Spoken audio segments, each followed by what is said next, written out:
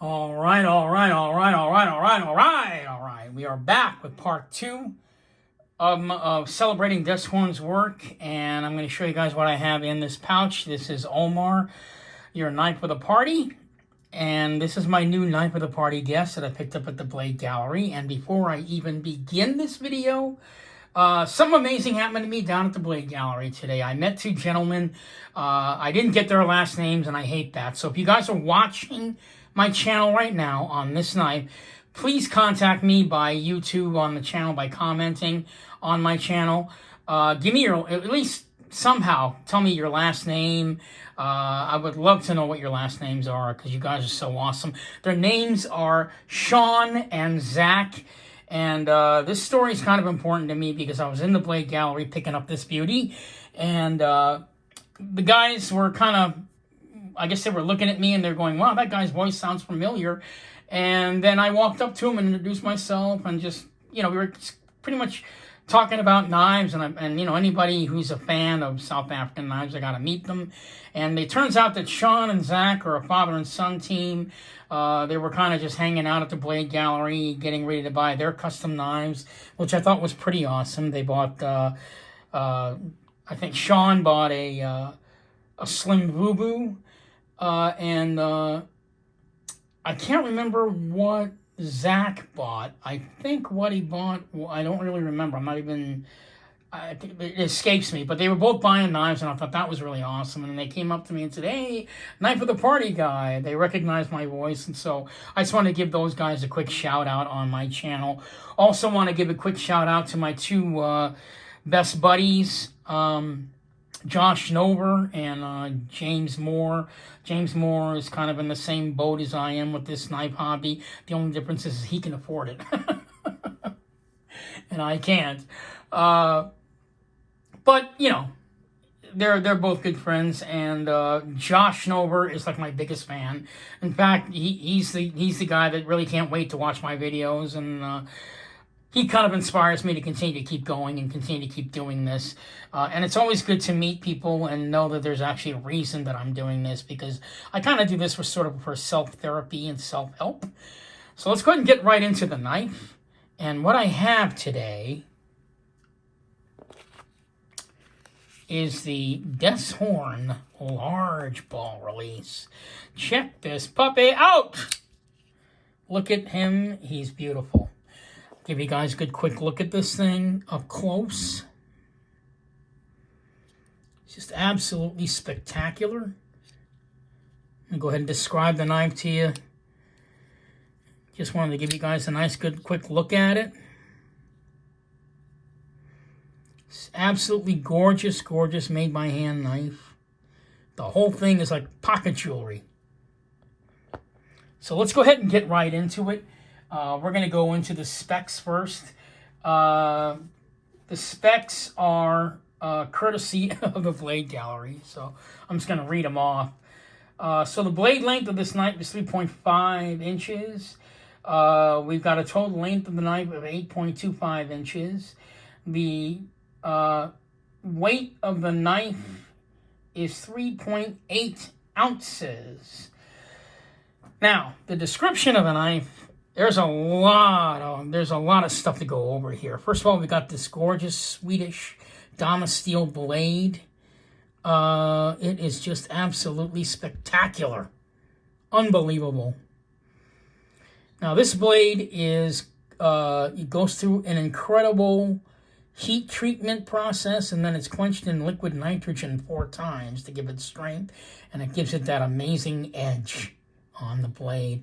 We've got a golf textured zirconium bolster with a mercury ball release, and we've also got carbon fiber that is polished to a high luster. On the back, again, the Damasteel continues on the back spacer all the way, enclosing the entire knife. Looks absolutely gorgeous. We've got the very, very intricate file work on the titanium liners. Guy does that by hand. That's insane. Insane.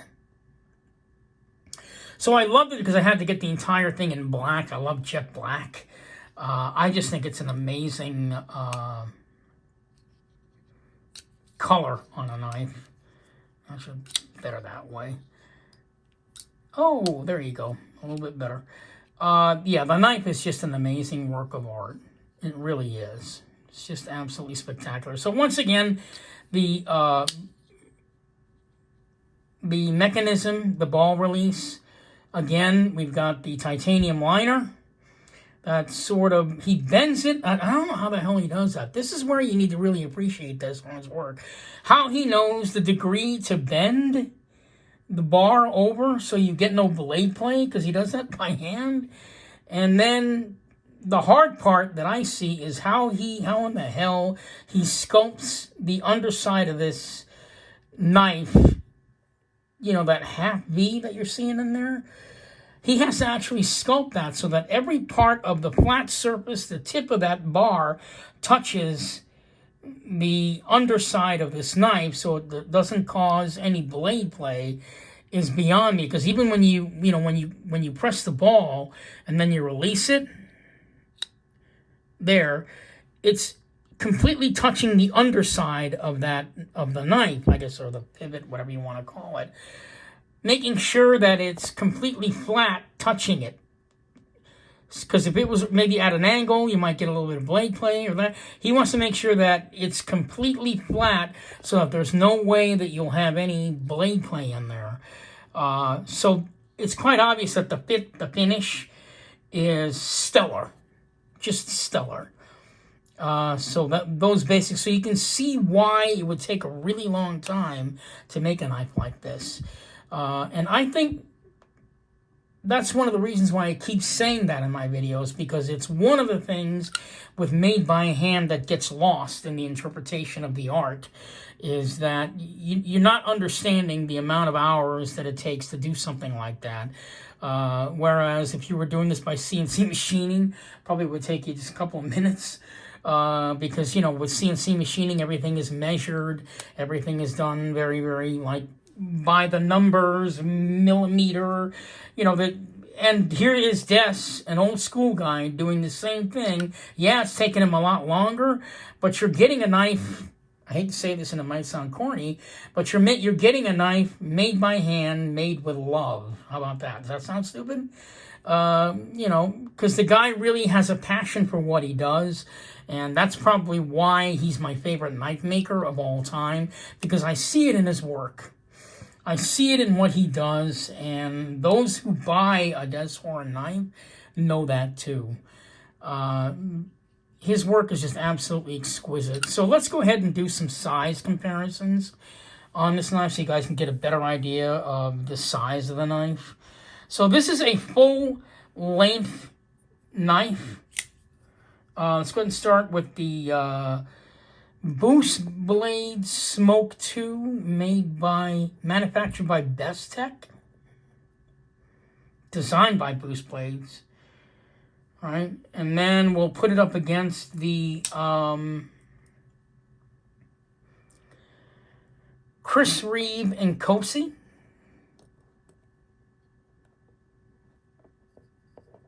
Okay, so both these knives are the same blade length, 3.6. This is 3.5. Let's put it up against something smaller. How about the Chris Reeve Sebenza 21?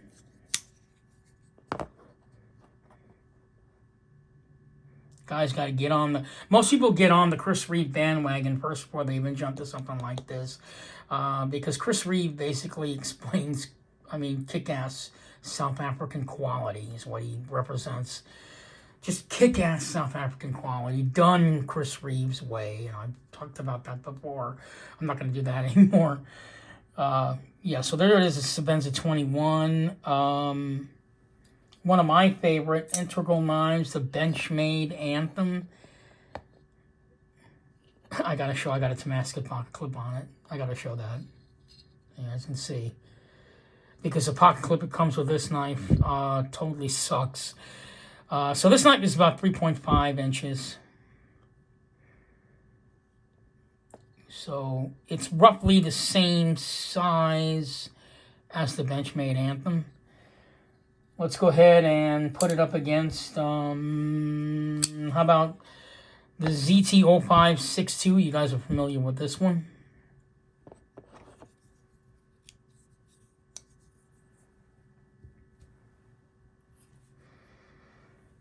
And how about the Spyderco Swish Bowie, which is the Nick Shabazz highly holy grail production piece.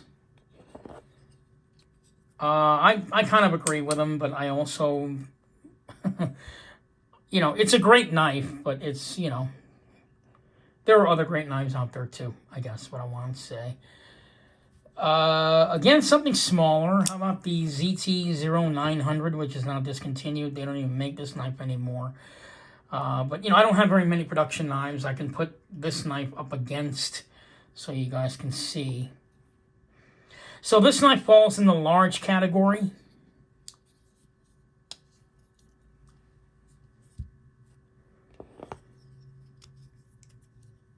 Desshorn, as you notice, he doesn't do pocket clips all that much. In fact, the only model that he puts a pocket clip on is the Mvubu. I believe the Slim Vubu he puts it on, and the Flip Vubu, that version model. But when you get into more of his art knives, like this one here, and again, this ball release is only the beginning of his art knife work.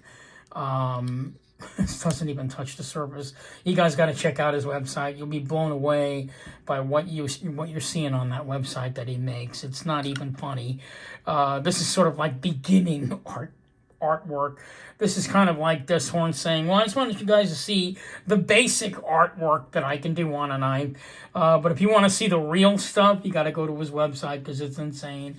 He gives you the knife in a pouch, which is, you know, a really nice one, too. Usually it's like an ostrich leather pouch. This one's a regular leather pouch, but it's just as beautiful to complement the knife. That I really love.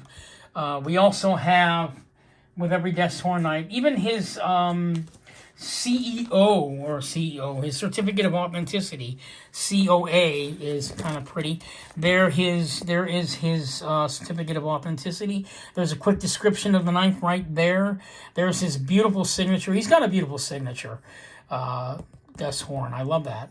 There is his signature signed right there. These were all the awards that he's earned over the years. I mean, he's been making knives for so long. I mean, it's like, if there's a group that he's not, you know, recognized by, they're no longer a group anymore. You gotta know who Desshorn is in South Africa, otherwise you're not a knife maker. So it's just that simple. Yeah, so he's got a body of work, of awards that explain his work. He doesn't need anybody like me lionizing it. There's tons of legitimate groups out there that do it for him, just as, you know, a hell of a lot better than I can. But yeah, I absolutely love this knife. I will not go into the price, but I will say this was not cheap. In fact, they should call this knife not cheap. But it's totally worth it. Totally worth it, because everywhere your eye looks, there is some serious art on there. Another thing, again, I think I said this in the first video, I don't know where he gets these screws from. I am seriously under the impression that the man makes his own screws by hand. And if he's doing that, that truly makes him the greatest South African knife maker that ever lived. I don't mean to say that to embarrass him, but if he really does make these screws himself by hand, yeah, he deserves that title. I don't think anybody else does. His screws look like jewelry. They're also part of the artwork. I mean, if you weren't looking too closely, you'd swear this was a round circular diamond.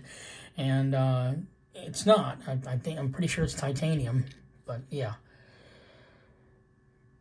So the fit, the finish, the quality on the knife is just absolutely stellar.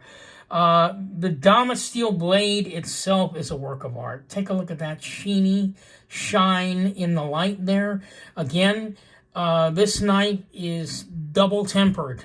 Okay, it goes through an extensive heat treatment process, and then it's dipped in liquid nitrogen 4 times. There is no knife maker that knows how to do that better than Des Horn. You can probably bet he's one of the guys who probably invented that, or at least made it popular. How about that? This knife is definitely world class.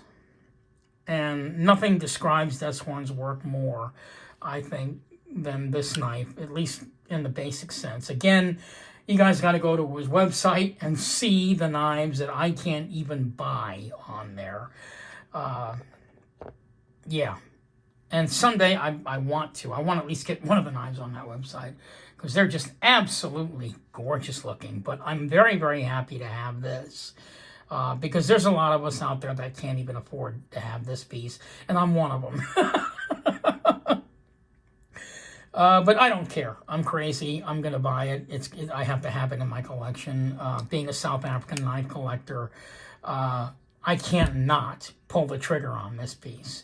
So, yeah. I don't know what more I can say about Des Horn other than, you know, he is currently at the height of his knife making. A lot of you guys don't know this, but Des Horn started out as a dentist. He retired 16 years ago as a dentist, so he's actually Dr. Des Horn. A lot of you guys didn't know that. He went into knife making full time, and he's been doing it ever since. So, you know, he's had the luxury of having 2 careers in his lifetime, and I'm sure in his small South African community, he's mostly known as a dentist, but worldwide, he's known as a great knife maker. And how awesome is that? Many of us would only inspire to you know, dream to do what we really wish we could do. And here is Des Horn, you know, actually doing it, living the dream. He gets to work when he wants to work. He gets to make knives the way he wants to make them. He's at a point in his career where no matter what he makes, we love it. And out of respect, I think a lot of knife makers like myself will not alter his original vision of the knife. You know, like I would never order this knife with a pocket clip because that would be like an insult. What and why? I mean, it comes with a really pretty pouch. Maybe it might be a little cumbersome to take it out of the pouch, but you know what? It doesn't bother me to do that. I mean, I would, you know, I'm very, very proud to say that I own this piece. And, you know, just to have a Des Horn knife, even just to have one of his knives in your collection is really quite an honor. Because there is a lifetime of experience on this knife that you can see and appreciate.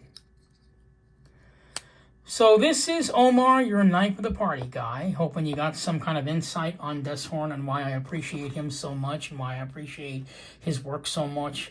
I really do hope that his work, actually I know for a fact that his work has influenced a lot of up-and-coming South African knife makers, guys like Mitchell Clark, who's starting out, guys like Henny du Plessis, who's just starting to get well known in the knife, you know, in the knife world, or at least they're on their way up there. And of course, all the other future newer knife makers that are coming onto the scene, they're looking at Des Horn, and he's one of the professors. So the work of Des Horn will never be forgotten. The made-by-hand master. This is Omar, the Knife of the Party guy. I will be back again, probably not with another new knife for a while. Because this hobby is getting real expensive. And while it stresses me out, I don't really care because I get to have stuff like this in my collection. So, thank you all so much for watching, and I will see you guys in the next video. Probably going to be a discussion video, so we'll see. Again, hope you guys have a wonderful and happy Easter, and I will talk to you guys in my next video real soon. Thanks so much, and have a wonderful Easter.